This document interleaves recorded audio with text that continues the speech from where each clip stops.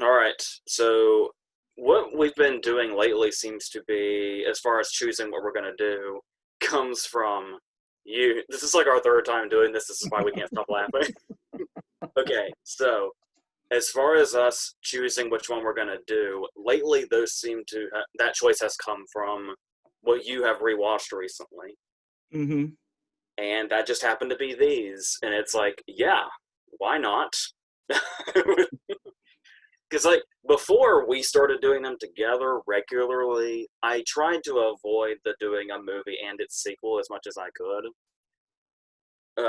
But sometimes there's stuff that it's like, yeah, that would just be fun to do, and this is one of those. And they are pretty comparable in the traditional way because these two movies have pretty much two totally different things going on. So, Mm-hmm. so yeah, this was suitable enough. And it is one of those cases where it's pretty notable that the two movies don't even if you're a fan of the second one, it's pretty clear from most perspectives that this is a case of the second one is just not on par, but Mm-hmm. that doesn't always mean that it's like all out bad. It just means that the first one is just that good. So Do you feel like that the second one would have been better if instead of doing what they did, that it was just Mitch and his buddies in a different kind of environment that was outside of the normal for them? Or do that's you think it would have been too much like the first one? that's possible. What kind of scenario are you thinking? Oh hell, I don't know. Do you mean totally different in the sense of something that's not like out in the middle of nowhere on horseback, but like something else entirely? Yeah, just like another one of their trips. Yeah, like how it starts with the running of the bulls. Yeah. Yeah, I was gonna say I don't have an idea off the top of my head, but yeah, that could have been something. Hmm. And you know, trading characters in and out maybe didn't help as much either. But we'll get into that when we get into the second one. Hmm. So do you just want to go right into the first? Do you have any more general thoughts, or you just want to go into the first one? We'll just go into the first one. All right. So the first thing to bring up about the first one, I would think, would be the writers, because not only are they recognizable names, but for the kind of movie that it is and the premise that it has, this movie has a is the writing is very strong. Like the writing is a huge aspect of why it works so well. Hmm. The writers are Lowell Gans and Bob Lou Mandel, who are known for doing. They wrote Splash, they wrote Parenthood, they wrote A League of Their Own, Multiplicity. They've got like a whole lineup. Like those four are just a few, and if I were to list all of them, they're all movies you would know. Hmm. Some of them not so great, but most of them, yeah, especially in the writing department. Um, so with that strength already in play, plus our three or four leads here with Billy Crystal, Daniel Stern, Bruno Kirby, and throwing Jack Palance into the mix. Um, this there was a lot going into this that made it really, because when you think about the premise, this could have been a really tired movie with really tired and predictable jokes. But the movie has a lot up its sleeve. Hmm. So, what do you think about the opening, where we kind of get to know the characters before they go on the whole herd thing? I kind of like it because that means when we get to the adventure, we can focus on the adventure itself. Yeah, because I feel like the sequel did this a little too. Like the sequel's a little too slow. Hmm. It's about 40 minutes into the sequel before they even go on the treasure hunt. Hmm. And I'm not even sure how long it is before this one gets going, but it's so intriguing to watch them and their dynamic and where they're coming from that I've never really noticed whether or not it takes that length or more or less or whatever. Hmm. What I also like about what this movie did too with the three guys is it would have been so easy for some of the drama to come from them having a falling out with each other, and that never really happens. They pretty much stick together the whole time. Yeah, and any drama kind of comes from like their own thing. Yeah, or Like, a situation that they're put in that's like that's threatening what they're trying to do, not necessarily threatening their friendship. yeah, because I always found it interesting, and this is when the writer like this is when the writing like immediately shows how clever it is you would think that actually this has happened before. I would say precedent, but it came many years later, like nearly 20 years later. Hmm. Um, the relationship between Ed Helms and Rachel Harris in The Hangover, Hmm. where she walks all over him and they make fun of him for it, and that's just his life. And then at the end of the movie, there's the arc where he stands up to her. Hmm. Phil goes through that arc all in the first 15 minutes.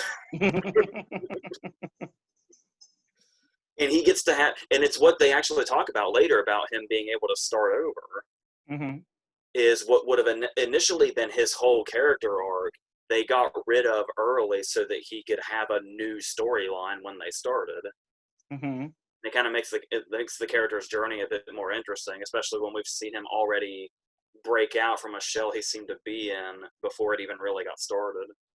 I'm kind of wondering something. You were talking about the writing earlier. Billy Crystal is connected to a lot of projects where the writing is really solid. Is he just that easy to write for? He's the case where obviously he's credited on the sequel script, Hmm. but with the first movie, it's just Jonathan Mandel, and I feel like doesn't. I know Billy Crystal had the idea like immediately of for Jack Palance for Curly. Like I saw that in the trivia where like when he was reading it, he wrote Jack Palance's name down beside Curly before they ever even contacted him. Yeah, that's the thing is it does feel like, especially in just his dialogue in general and Mitch's dialogue, even though he's not credited as a writer until the sequel, a lot of Mitch has to come directly from him, wouldn't you think? I would think so. Like I feel like there's no. I don't know that for a fact, Hmm. but I almost feel like it's a fact. Especially since Mitch has so many lines that are delivered in such a Billy Crystal way. Like I feel like that's what Billy Crystal's known for is his delivery of things. Yeah, and there's also and really what's really great is the character development doesn't always feel like it's there just to be development. Hmm.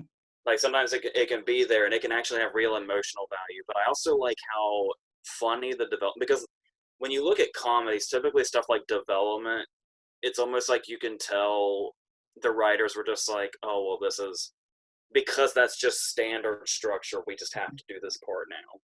What I like that this movie did is instead of taking up like a half hour with it, they really summarize all that with when they're talking about their worst day, which takes like 5 minutes. Yeah, But and it's a very well written scene, yeah, especially from Bruno Kirby. yeah, and I think I was hearing that a really nice personal touch is the story that Mitch tells about the baseball field is apparently a real story for Billy Hmm. Crystal. Yeah. So it's like it's literally just him telling a real memory. It's just it also happens to be Mitch's memory apparently. I always like the detail, especially of how back then they only had black and white TV, so it was his first time seeing a baseball game in color Yeah. because baseball fields are very colorful. Hmm. They're so um, green. yeah, but there's also ways they do development because that kind of takes a serious turn. It takes it's sincere when like Mitch and Phil are talking about it, and then when Ed starts to talk about it, it gets kind of serious. Hmm. But I also like how they're able to do the character development in funny ways. Also, Hmm. like, I love the moment when Ed's talking about different plans they can have on the plane, Hmm. and he talks about the parachuting thing, and he's like, they're talking about we could die doing that, and Mitch's response is, "Well, Phil wants to die."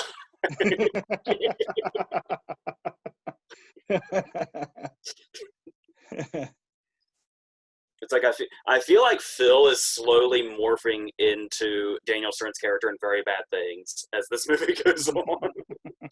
the facial hair and everything he grows throughout the movie. Mm-hmm. Uh, but there's also I kind of just love Daniel Stern in this movie in general. I think we could take that a step further. You just love Daniel Stern in general.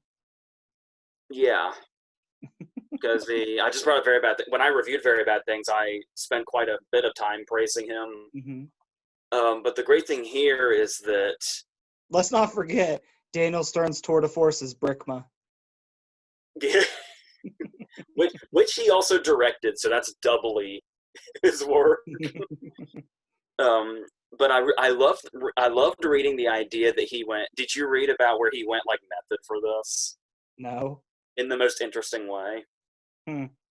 How the actors were going to take writing lessons. Oh yeah, and he didn't want to because he wanted it to be more authentic that he struggled with his horse. It's like that's actually a good call, Yeah. especially from a comedic standpoint. Mm-hmm. But there's also the way he can just like we were talking about Billy Crystal. He also kind of has like his own way of delivering lines. Like sometimes in a big way, like "If hate were people, I'd be China" is a line that I've used in real life. Mm-hmm. But then there's also the moments like that don't even go anywhere necessarily. Like when they haven't even started yet and they're just hanging around like the ranch. Mm-hmm. Then he walks up and they're like, "Where were you?" And he's like, "Oh, I was watching them castrate a horse over there." And it's like just like I said, I can't do it justice explaining it. Just hearing him say that line, the the three delivery is just so deadpan. the three of them together make for a very good combination. And the sequel is proof. Like you could bring somebody in as funny as John Lovitz, and it's just not the same. They were so desperate to have Bruno Kirby involved. Mm-hmm. They wrote John Lovitz this weird joke that he's obsessed with quoting Godfather 2. Mm-hmm. Remember who played the young version of Clemenza in Godfather 2 in the De Niro scenes? It's Bruno Kirby, wasn't it? Yeah. It's like they were so desperate to like, man, he's missing so much from this movie. How do we do that? We'll Had put these Bruno women Kirby in passed private. away by that point? No, that was much late. I don't know. I have no idea why he's not in the sequel. Hmm. Like It might have I've just been looked like at scheduling or something. yeah, because I think it was well into the 2000s when we lost him. Hmm. I want to like maybe in the 2005 2006 area. Oh, I thought it was longer ago than that. I didn't think he made it out of the 90s. Yeah, because I remember when the news broke because he had leukemia, but I didn't know that, so it felt like it came from out of nowhere. He was only in his 50s. Well, while you're making your next point, I'll look it up so we can figure it out because it's going to bug me now.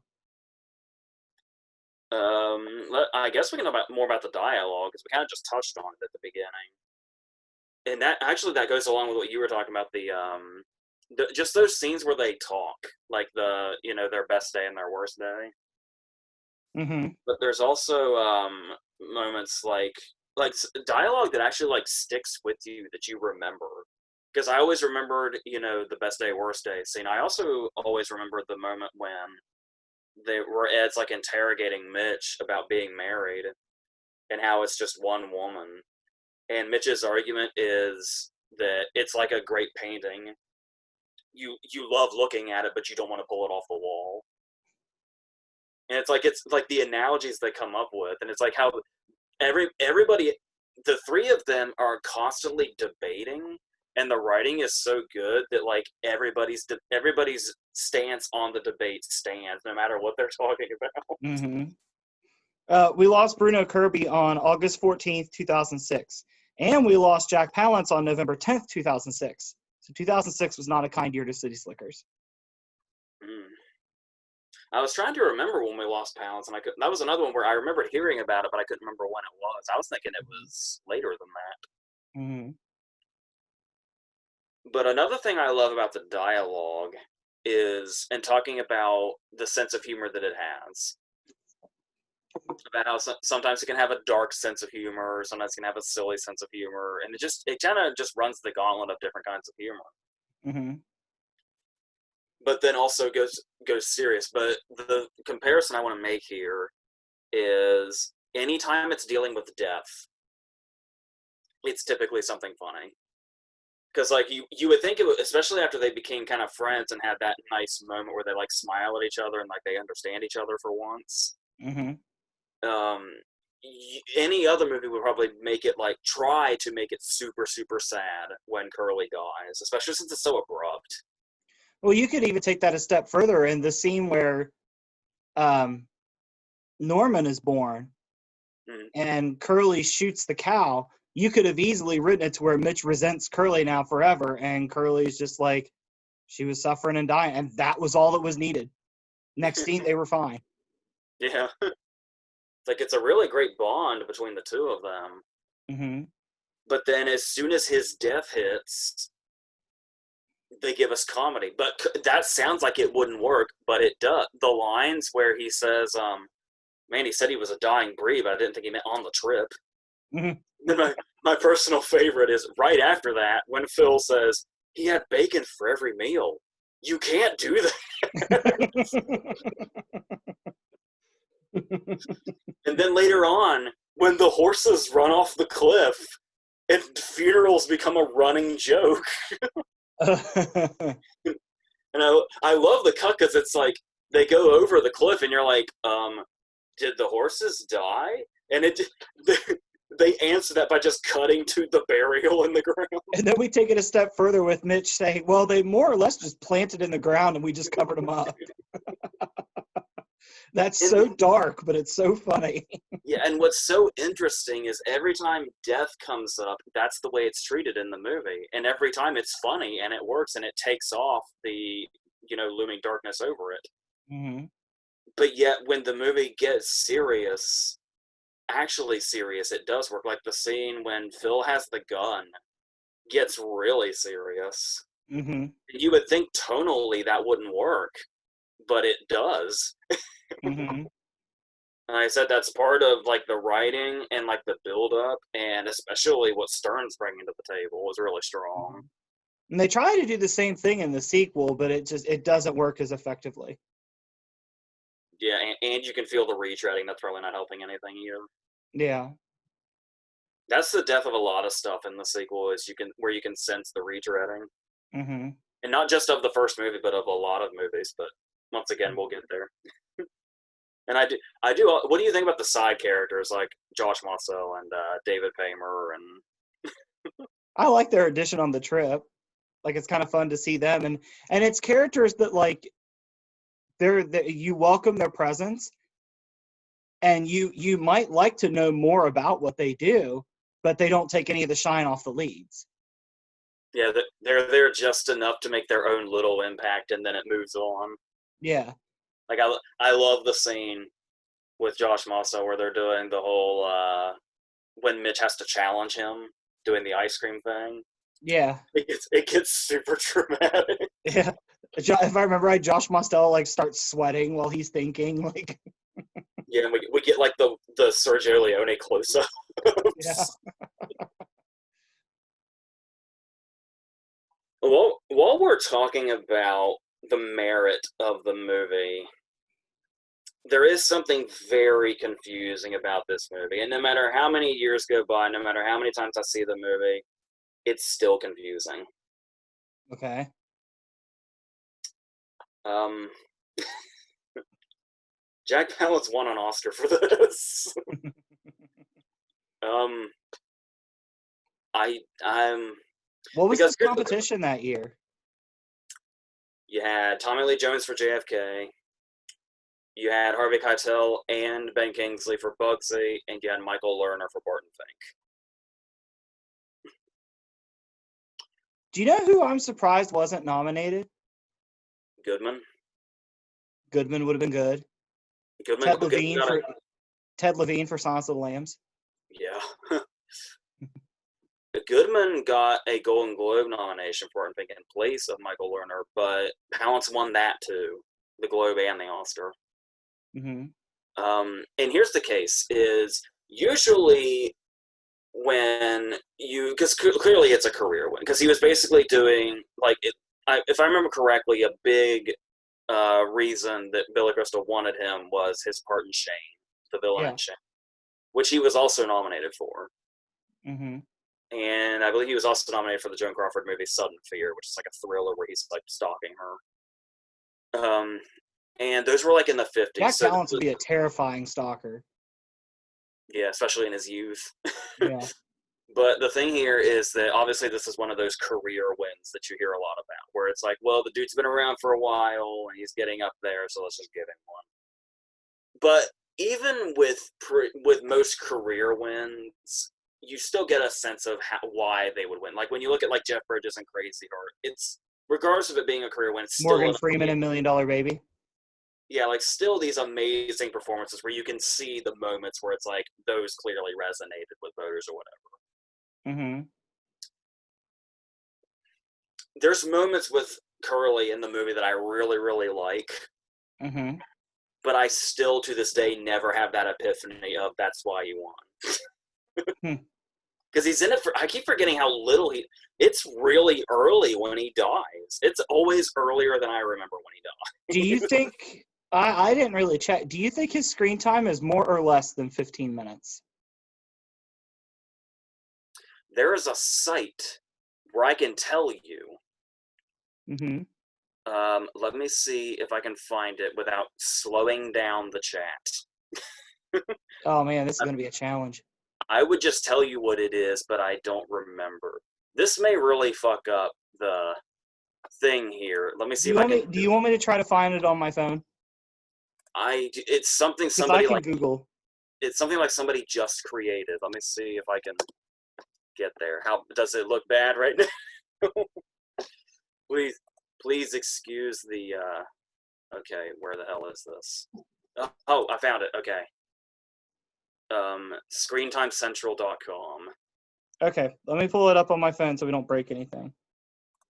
All right. There'll be tabs at the top, and there's one at the top that's Oscar winners, and then it'll give you the runtime of their performance and the percentage that they're in the movie, and they should be in order. Okay. So while you're pulling that up, yeah, I can probably get where, like, like you were talking about the scene when he has to kill the cow after Norman's birth.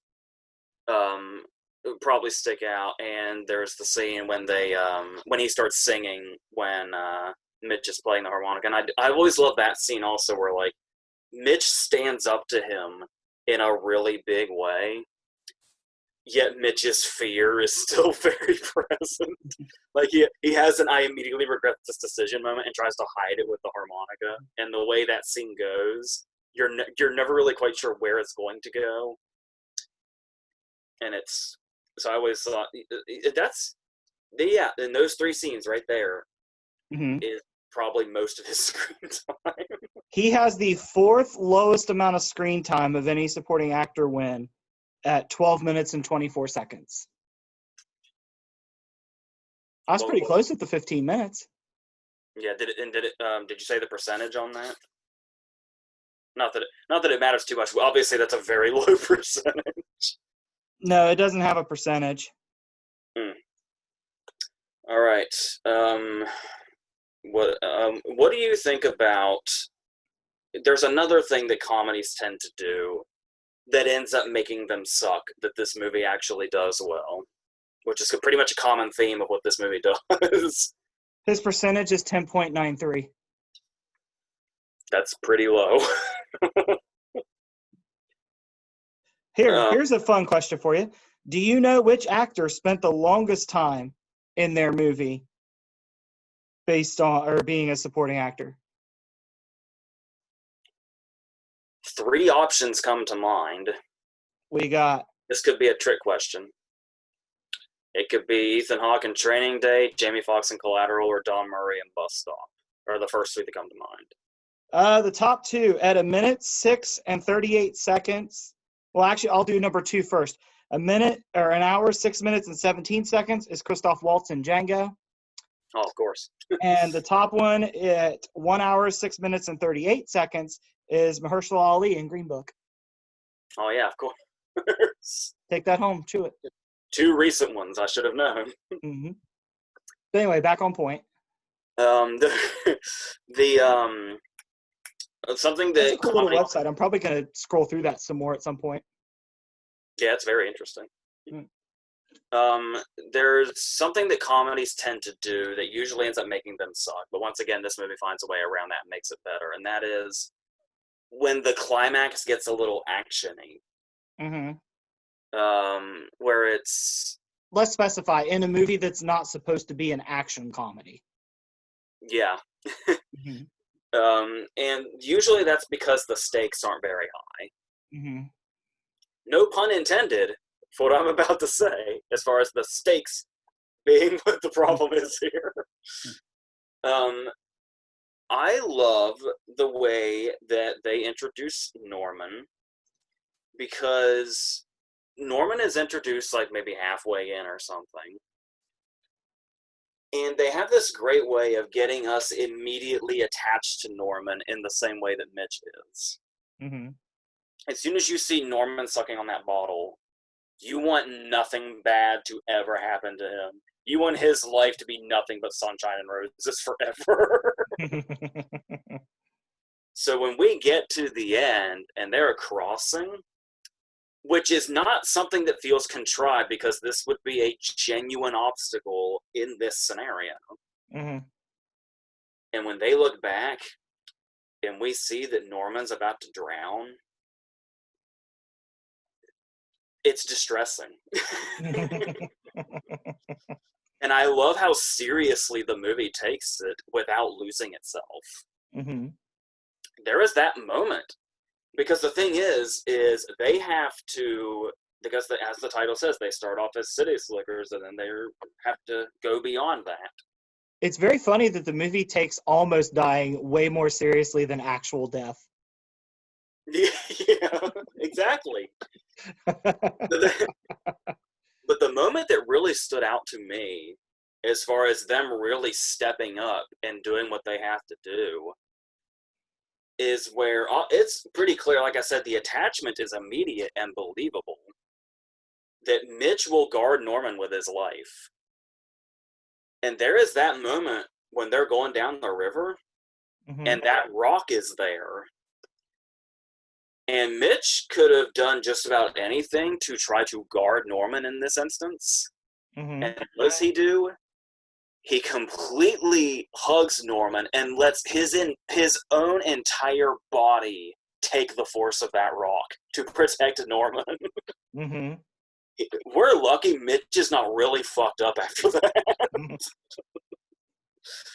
And I thought that's such a great character moment for like just everybody involved.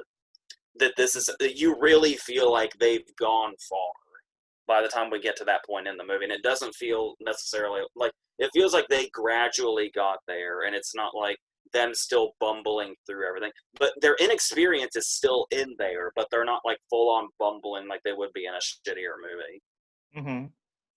And I feel like that makes the climax really work, that it actually feels like there's high stakes for all of them, Norman and all of them. Mm-hmm. So, but yes, the fact that we absolutely don't want anything to happen to Norman is is the whole thing. But yeah, so To the point where when they get there at the end, we think something bad's going to happen to Norman anyway. And then Mitch just puts the kibosh on that. yeah. And then it's like, and they kind of sneak it up on you too, like where it's like, oh yeah, we're gonna slaughter them all because they're cows. That's what they do. Like, what do you think you buy at the grocery store, for God's sake? And it's like, well, yeah, Mm-hmm. much like when Curly killed the cow to put it out of its misery, Mitch has to once again say, I hate it, but you have a point. Mm-hmm. And then here comes Norman walking out of the crowd, and we're like, oh shit, we forgot about him. Mm-hmm. And then it's a genuinely happy moment when he surprises his family, including tiny Jake Gyllenhaal, whose appearance has not changed in all these years. It's actually kind of weird. Yeah. And I love how he still wasn't a big name by 1994 when the sequel came out, but it's so clear they went around him. Yeah. Like, they reference him in the sequel like he's there, but we just never see him. I love the explanation for where he is. Do you remember? I don't know if I do. It's one sentence. He's hiding from John Lovitz.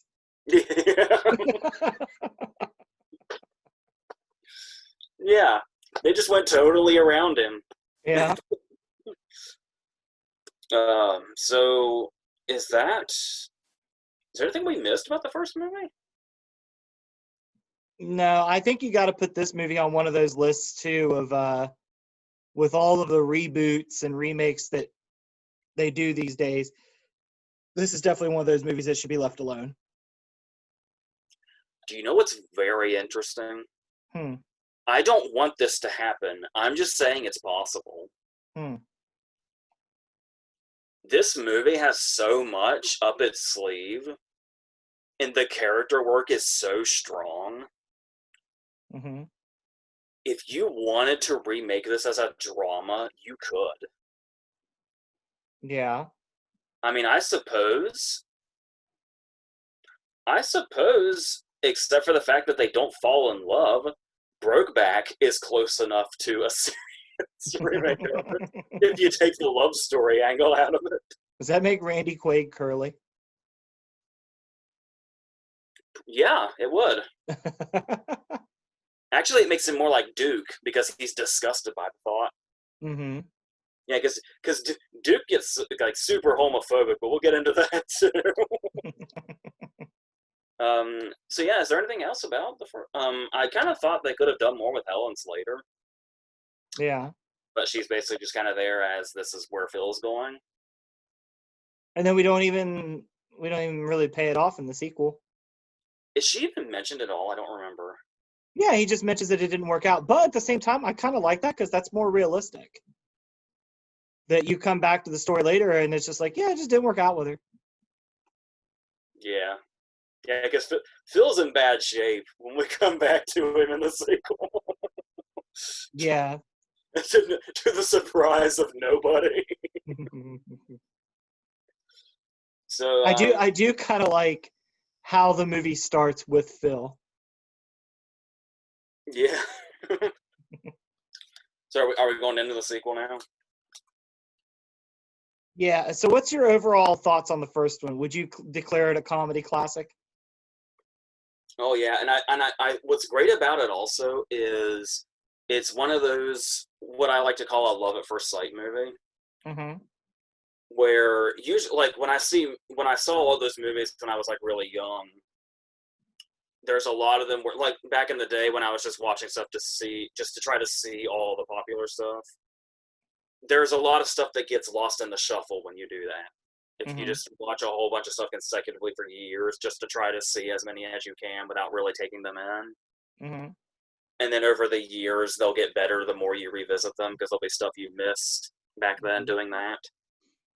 City Slickers was a movie I love from the get go, Mm-hmm. from the very first time and forward, and it still maintains that spot. And yeah, actually, it probably gets better over time Mm-hmm. because there's more and more to understand about the characters as you go on. Mm-hmm. And with the way the dialogue's written, whenever you go back to it, you always find little lines that you missed because you were laughing at the other lines. Those are the Yeah. best kind of comedies.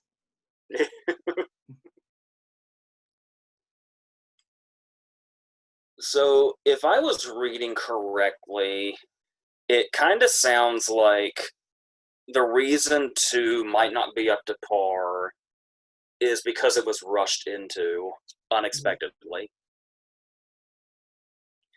If what I've read is correct, at first, Billy Crystal said the first movie is so special, I don't want to do a sequel unless the script is really, really great. Which you can blame him. But then I heard that changed when a movie came out called Mr. Saturday Night, Oh, the David Paymer one. which was basically a passion project for Billy Crystal.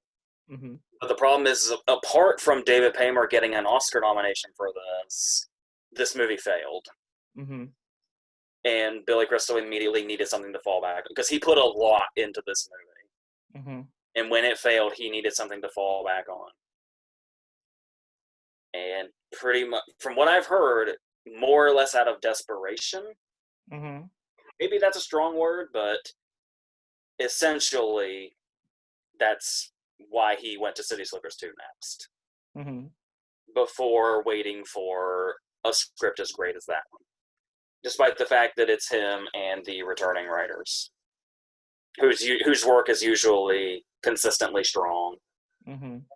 So it sounds like for all the wrong reasons, it was just kind of rushed into. Well, I mean, the way I look at it, I'll use somebody that you frequently watch in your life. Even Gordon Ramsay might not be able to whip up a great meal if he's rushed into it. Well, I've seen him rush into it, and he did pretty well. But I get the analogy works. People get it. Hmm. Um, I feel like Gordon Ramsay would see that and be like, "Oh fuck you! I can make a good meal whenever I want." so do you agree about the second one that it's clear that it's not as strong? Yeah, there's definitely a drop off there. If you had to point out something, just the first thing that comes to your mind of why it doesn't work as well, what would you point Honestly, the plot is contrived as fuck. out? Yeah, the first thing I was going to bring up was I feel like the curly visions are overkill. Hmm. And there's a lot of times, like I was talking about, it's 40 minutes in before they go into the treasure hunt. We don't need that much. Hmm. This movie does not need to be nearly 2 hours. I mean, it could possibly be if they had better stuff to work with. I would rather, honestly, and I know it was originally written this way. I think I would have much rather had Ghost Curly than like a shoehorned in twin brother story. Yeah, the twin brother thing is always so lame. Hmm. It's very, it's very soap opera-y, and it's But I do like the contrast though that Curly was this like mythical person in the first movie, and Duke is not. Duke works as like the pirate mascot at a restaurant. yeah, and you can and it's to the point where you can tell that Curly and Duke are two completely different characters. Yeah, I do like that aspect of it. Yeah, I think I've heard criticisms that a lot of people thought Duke should have been even farther away from Curly than he already was, but I still think they're different enough that it works well enough. Hmm. But yeah, it's like you were saying though, just the whole angle of the twin brother thing just feels lazy. Hmm. um, and What I and like think, what I think this movie could have done, and this might be a little too deep for a City Slickers movie, but I would much rather have had kind of the story of rather than trying to find a treasure, like Mitch trying to figure out something on his own about himself, like seeing Ghost Curly as he goes. I would be very interested to see what they would do with that. Hmm.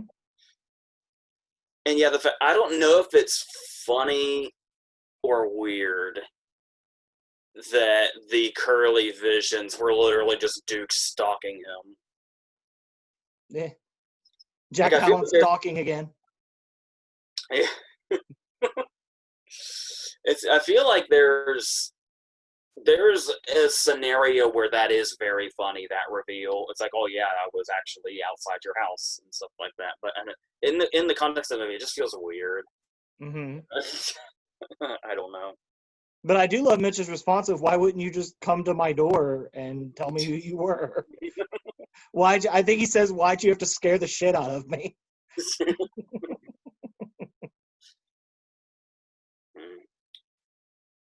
And I do like the way Mitch does that thing where he gets too casual too quickly, where he's like, "We used to have a shed right about where you were standing outside the window." But yeah, like I was talking about also, while we do have contrivances here about the plot and the laziness of the twin brother thing, there's also just way too many references. Like we had the Red River references in the first movie, which are fine because they were brief and we understood them. Like we were able to make the connection. Hmm. Here we've got the Godfather 2 thing, which is just really contrived. Like I said, I think that's just because they missed Bruno Kirby. There's the Treasure of the Sierra Madre stuff, which makes sense to an extent because they are looking for gold. Like there's a lot of Treasure of Sierra Madre references in the Five Bloods, Spike Lee's new movie, because they're looking for gold. Hmm. But they just kind of worked there for some reason. But here, like the fact that they just keep falling back on that, and then there's the fact that they try to justify the Godfather 2 thing by Lovitz's memory ends Mm-hmm. up serving them well. But that like I get what they were going for, but that felt like a stretch, Mm-hmm. to say the least. There's also one that's unintentional. You'll notice one of the things John Lovitz said that he did in between was Animal Detective, Mm-hmm. which ended up being more like what they do in Seven Psychopaths. They were taking pets and then finding them for money. Mm-hmm. But the way he words that make it sound like he was a pet detective. And Noble Willingham is in this movie and the first Ace Ventura. Hmm. But the reason that's not them being like leaning on another movie is this is also 1994. This came out the same year as the first Ace Ventura, so that's just weird. Mm-hmm. So just throwing that out there. But you see what I mean, where it's like it feels like they're leaning on the references too much. Yeah, and I know in a movie, like in a sequel, you're gonna have callbacks to the original, but this has like a lot of. It's not callbacks so much as like you put it earlier, retreading. Yeah, there's one. Do you have one? Because there's one blatant example Oh, of when he thinks Duke's dead. oh, there's that. My I problem do is love that Mitch's response is just, "Oh no, not this again."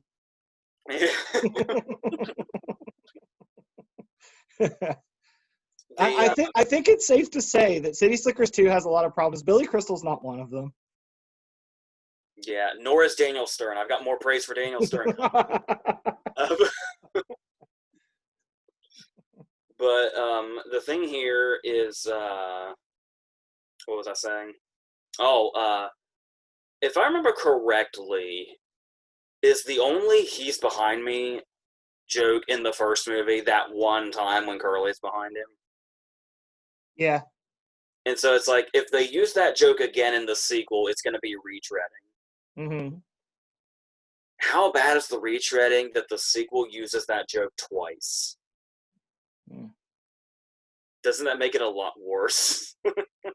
Yeah. Like, it's one thing if you want to bring the joke you already used back, but the fact that you use it more times, it may just be one more time, but still more times than you did the first time around, then you're kind of desperate. Mm-hmm. At least find a new way to make it work. Yeah, or put another twist on it. Like, have somebody else be talking about Mitch, and Mitch comes up behind them and they have Mitch's line. Yeah. Something like that. Or you could even have just Mitch be paranoid that he's back there and he says he's behind me, isn't he? And Phil's just like, no. Yeah. Which would also be funny for us because we'd be able to see in the shot that nobody's back there. There is another thing that I guess is a loose reference, which interestingly enough kind of takes us back to a reference that is in the first one. Mm-hmm. It's a weird chain of events. In the first movie, he references Deliverance, Mm-hmm. just in passing. They don't dwell on it like they do in this one Mm-hmm. with the other references. But now the people hunting them are Peru Taylor Vince, who we know from literally everything, Mm-hmm. and Bill McKinney. And Bill McKinney was the dude, like one of the rapist rednecks in Deliverance, Mm-hmm. and he's basically doing the same thing here, where these guys are on vacation and they're trying to go somewhere, and he's stalking them. So I'm guessing that's a reference to Deliverance, his whole casting.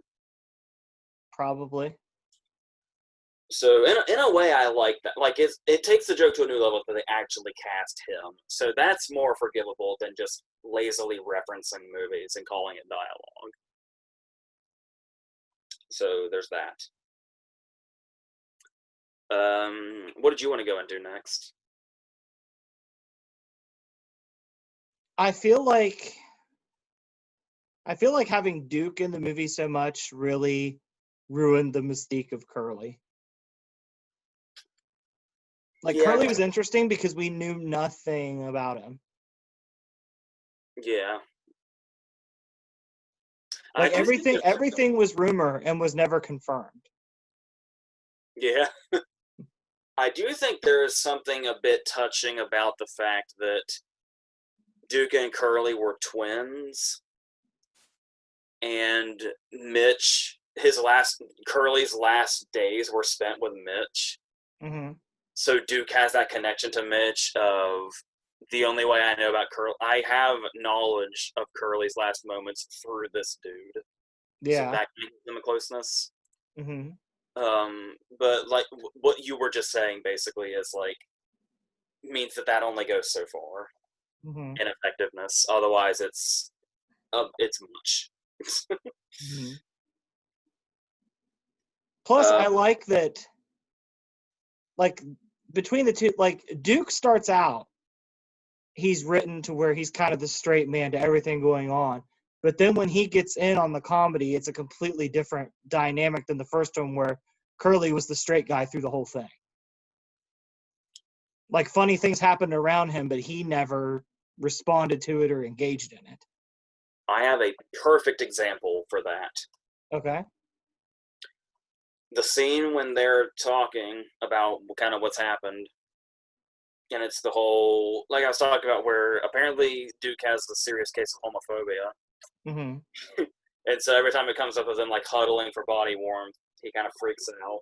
Hmm. What's he say? Like, "Oh, I didn't know this was a musical" or something like that. Yeah. Which Which mid could be, 90s. but also could be a play on like the persona of John Wayne. Hmm. He was like a known homophobe in like real life. Yeah. Could be that. Could be a little satire on that. I don't know. Hmm. But the moment where I feel like less would have been more, especially for a character like Duke, was when it gets brought up again that they nearly sucked on Phil's ass. Hmm. And Duke like looks disgusted and says, "Whatever went on before stops now."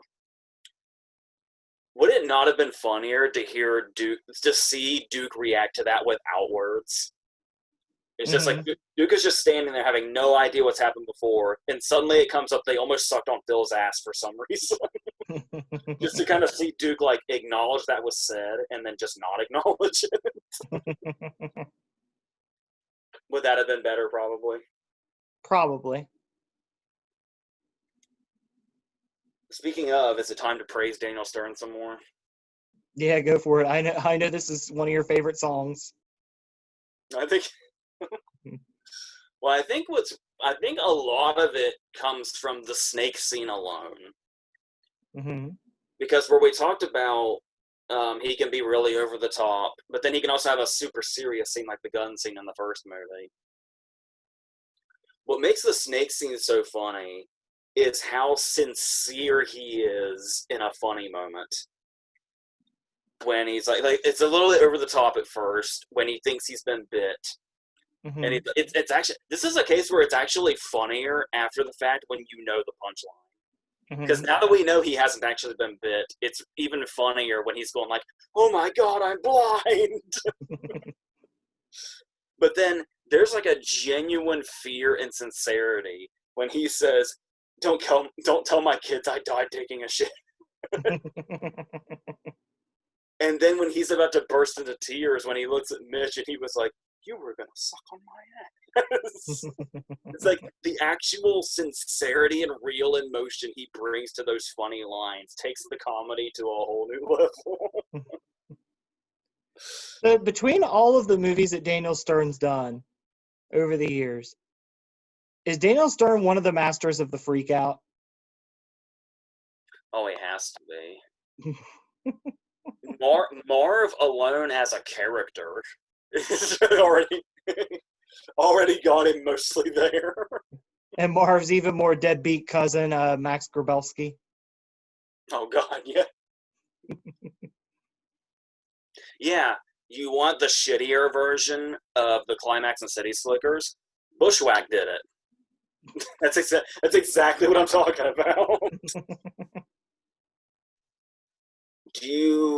So we have a third character here, like we did last time. Hmm. But since I have no idea why Bruno Kirby's not in the sequel, um, we have John Lovitz now. Mm-hmm. What do you And think? there's definitely, with John Lovitz, there's definitely some forced, like, sibling drama that we didn't have to worry about in the first one. Yeah, I want to make this clear before we say anything else. Mm-hmm. I feel like the reason Lovitz doesn't work here is the writing. Mm-hmm. Like, if he had had something to work with, I'm almost positive Lovitz could have been a fine Bruno Kirby replacement, or a fine Ed replacement. Yeah. But the script didn't give him anything. No. They gave him jack shit. They left him high and dry. I said half his character is the Godfather references. I do get a chuckle though at the end when he thinks he's been shot and he dies, and then when he finds out it's fake, he's fine. Like, it didn't dawn on him. I remember vividly the first time I saw the movie, they almost got me. Yeah. It's actually a pretty convincing death scene.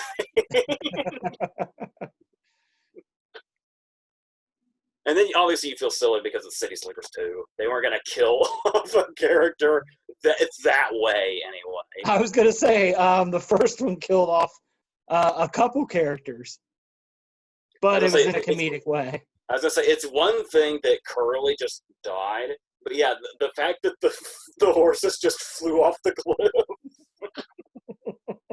But I mean, a character we're supposed to love straight up getting shot and dying tragically. Mm-hmm. It's like, whoa. But then it's like, of course, it's a fake out. Of course it is. What do you think of that entire scene essentially being pointless? What's really interesting is I actually like the idea of the whole treasure hunt being fake, and I think the cop-out is that it ends up being real. Mm-hmm. Because it's like we were talking about. There's the whole thing where they have to learn something about themselves is the point. Mm-hmm. So it almost feels like they're kind of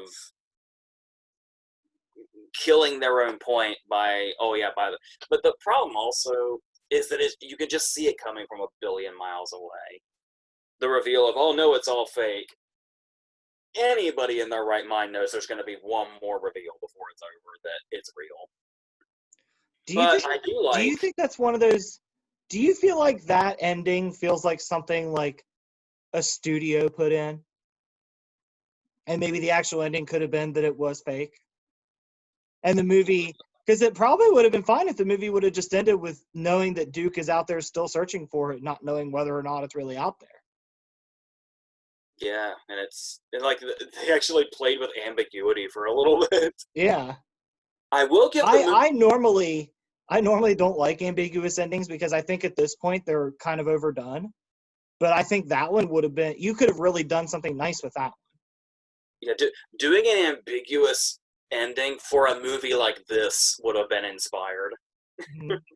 Like, there's a lot of movies where you just kind of expect ambiguous endings at this point and they get played out. But if they hit you unexpectedly, like if it were to be in a movie like this, then it'd be like, okay, I'm on board. Mm-hmm. But I will give the movie credit that I do like that it doesn't end with them with the gold. Because it's like, I almost want, if they do, like, I mean, obviously they won't, but should they have done a City Slickers 3, Mm-hmm. I would absolutely want the plot to be what happened after Mitch and Phil became rich assholes. And yeah. Because you know that's what would happen to them. They would become assholes. Mm-hmm. But yeah, but I do like the idea that it doesn't, like, it's revealed that the gold is real, but I like that it's not in their possession when the movie ends. Mm-hmm. But obviously they imply enough. But yeah, like, I assume what you mean by the studio is like it was kind of the studio's way of saying, hey, let's try for a third one that ultimately never happened. Well, that, and you know those endings that you hear where like Shawshank comes to mind, where the ending of the movie was originally just Red riding the bus. We never knew if he met back up with Andy. but the studio stepped in and said, no, we want that shot of him and Andy, joining back up. And then Frank Darabont, I think, was like, well, I'll do it, but I'm shooting it from far away. Yeah, it was a compromise. Yeah. That's what I mean by like a studio ending. The studio was like, well, we, for the audience, we have to let them know that it's a happy ending and there was actual gold. Yeah. Like I said, I cannot foresee an outcome where they don't end up assholes because they're rich. The way that the first City Slickers like didn't cop out and like they saved all the cows from being slaughtered. The cows were just slaughtered like they were supposed to be. The first City Slickers I could see taking an approach like that of, yeah, the treasure map was fake and that's the end of the story. Yeah. But alas, we have the movie that we do, and Scissors 2 is fine, right? It's completely serviceable. Yeah, and has some very funny moments in it. Yeah. But it's definitely one of those movies. It's not like Blues Brothers 2000 where you just ignore its existence. If you watch the first City Slickers and you're still in the mood for some of that kind of fun, you'll go ahead and put the second one on. Yeah, even if like you were talking about everything being contrived, where things don't come along near as naturally, like how we were talking about how it's a very genuine obstacle when they have to cross the river. Mm-hmm. Whereas the whole map debacle comes in when Mitch is suddenly like, I've always wanted to ride next to a wild animal. And then he causes a stampede. And it's like, that just feels like you guys had nothing to do. I know. I think it's just because in the first one, you can't top the first one where Mitch causes chaos by just grinding coffee beans.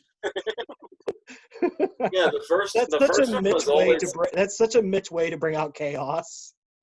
Yeah, you got the sense there's a comfort to watching the first movie where you start to trust the writers because they always have a new idea around the corner. Mm-hmm.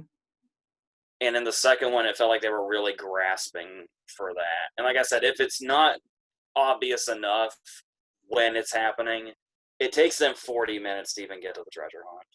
They didn't have a lot going in. Nah. So, yeah. But I feel like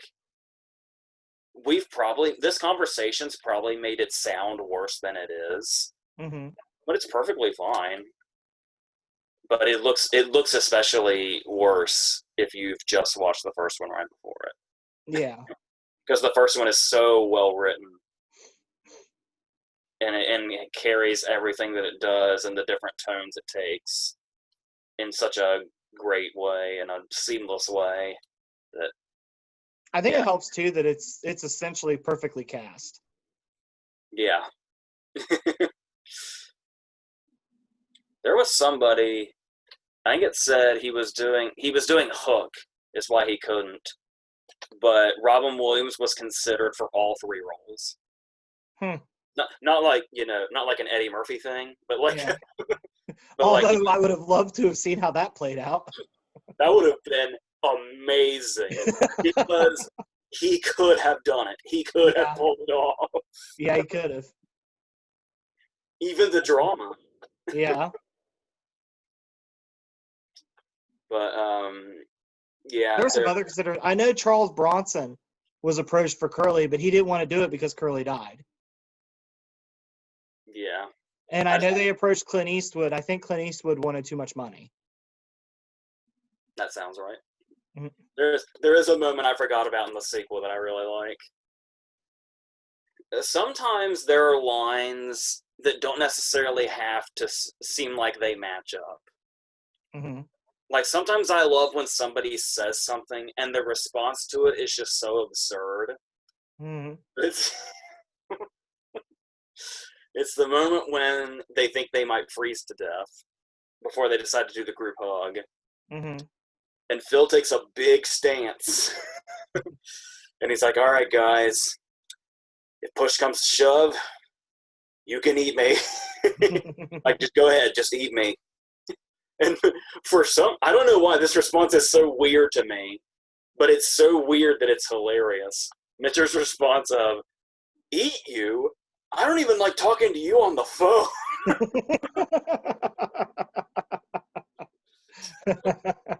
Like that's such an absurd response to.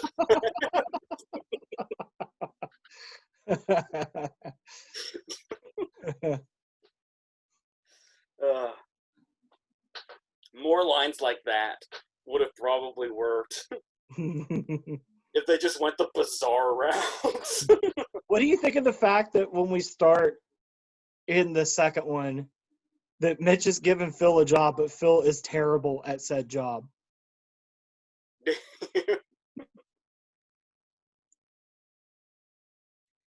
Yeah, that's another dead end they stuck Lovitz with. Mm. Was the whole jealousy of Phil thing.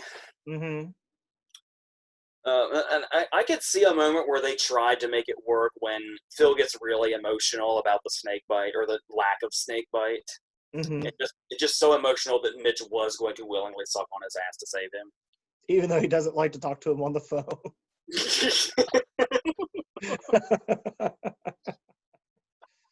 And Lovett starts to cry also, and just when you think it's an emotional moment for everybody, Lovett says, "Hey, it's because we never have moments like this." It's like I can see where that could have been funny, but by then it makes us sick of the character. And like I said, I feel like Lovett's really got the shit into the stick there on the writing front, because I feel like he could have made a replacement Ed work in some way. Yeah. Oh, when John Lovitz gets the right stuff in his hand, John Lovitz can be hilarious. He's barely in the movie. One of my favorite things that John Lovitz has ever done is The Wedding Singer, and he's barely in it. Yeah. And it's the thing here is, do you think Lovitz could have had more to work with if they didn't make him Mitch's brother? If he was just another friend? Yeah, like a work friend or something. Yeah. But then that would have required more writing. But you could tell that the making him Mitch's brother thing it was so easy for them to write it. If the writing is too easy, there's something wrong. There is one joke I like, though. I forgot to mention this. That is kind of funny. I love when Phil first shows up at the house with Mitch, and it looks like Mitch's wife is so upset that Phil's there. And watching Phil just react to it is funny. He's under the impression she's basically gone insane and is just shit talking him to his face. Yeah. It's almost really nice when she's like, "No, I love you, Phil," and he like you see the relief wash over him. She even guides him to the couch while she says, "Yeah." Like that's what's funny about the sequel. Has moments like there's some funny stuff in there. Yeah, I liked like the dynamic with Mitch and his wife also has promise. Mm-hmm. Even if we're way too into the introduction by this point, but I always like the line where they're building up that she's going to give him birthday sex, Mm-hmm. but obviously things are fucked up now that Lovitz is here, and her response to this is, "We had this whole night planned. I was planning on making noise and everything." And the very brief session that it is. It does kill me every time the way Billy Crystal says, "Okay, I'm done."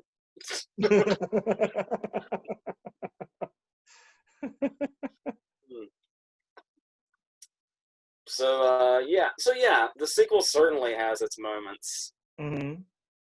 but they end up being those little individual moments. Whereas just like the first movie is just basically like a chain of events of great moments, like one right after the other, Mm-hmm. which is much more of an accomplishment, I think, and a much more Mm-hmm. satisfying experience. The sequel is just one of those movies that there's so many of them that there's funny stuff going on, but it's not enough to win over your opinion of the entire movie. Yeah. But yeah, it's an easy watch, of course, which always has something going for it. Now, I watched a couple movies this week, like where I'm working from home. I'm doing rewatches all over the place. but I watched a couple movies this week, and I feel like these two movies are a better example of how you use similar jokes that you did in your original movie, but you change them up, and that's the second Addams Family movie. Yeah. That's a really good example of you're using the same jokes you did in the first one, but you're telling them in a different way and in a different manner with different results. And bringing in subplots that don't feel contrived, that are just their own great thing. Yeah. Raul Julia is so fun in those movies. Yeah, and when I talk about subplots that just work on their own, can you imagine Addams Family Values without the summer camp subplot? No, not at all. It just wouldn't be the same. That's probably the highlight of that movie, actually. Peter McNichol and Christine Baranski are so obnoxious. Which is what makes it so great. Yeah. And I love their comeuppance. Like, I love the last shot we get of them. Yeah.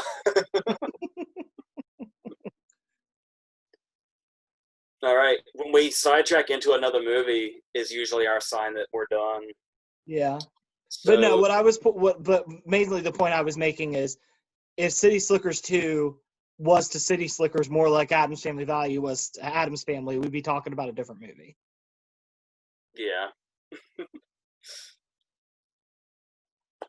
All right. We don't really know what our next one is, do we? No. We've got one or two already planned for next month. Mm-hmm.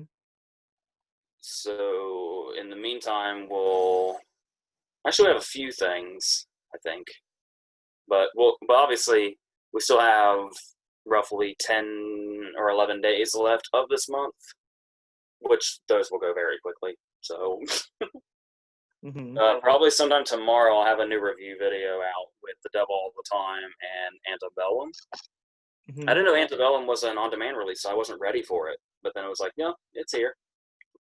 All right, I guess I'm doing that. It has terrible reviews, but I guess I'll find out for myself. I wonder because I saw Us and Get Out as like the same studio, and I was like, this has promise, but I was like, oh man, but this is the third time. I bet it sucks. Yeah, and it's one of those cases where when a particular studio finds two movies to latch onto, they just always say those movies to make you think, oh, this is going to be fine, and then it's not. It's kind of like whenever the Freeberg and Seltzer movie started, and they were like, from 2 of the 6 writers of Scary Movie. Yeah. Classic tactic. The studio that brought you is the most useless thing ever. Yeah. The example I always use is they were both 20th Century Fox, so I wanted a Prometheus trailer that started with from the studio that brought you Big Mama's House. Because technically that's not a lie. Nah. All right, so I usually only get excited if they mention like from the writer of or maybe the director, depending on the director. as long as the person's actually directing it. Like how many things James Cameron's name has been plastered on. Or Tarantino. Yeah. Remember when Hostel first came out and half of the world was convinced that Tarantino directed it and he didn't? Yeah, it's the same for us from straight-to-video movies, too. Mm-hmm. But in that case, it worked out fine because Eli Roth is fine. Yeah. All right, so we don't know what our next one is? I've lost track. I don't think so. We'll get it figured out, of course. Probably off camera. Yeah. And like I said, I've got that review coming, and one more Stephen King for this month, and then those will be finished in October. And then we'll just kind of go from there. So if you don't have anything to add, I think that might be it. Man, what does that say about Stephen King that he's had so much work that's converted into a movie medium that you've been talking about his work for like 2 months? What's that say about him?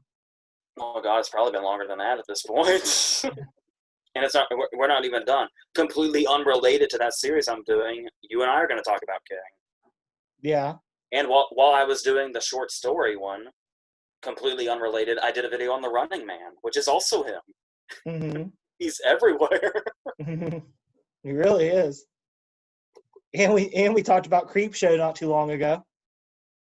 Yeah. God, Creep Show. October's coming. There's a viewing of Creep Show coming. Yeah. All right. So once we have the other one figured, the next one figured out that we're going to do, then you'll see us again. So until then, that's probably it, isn't it? That's it. All right.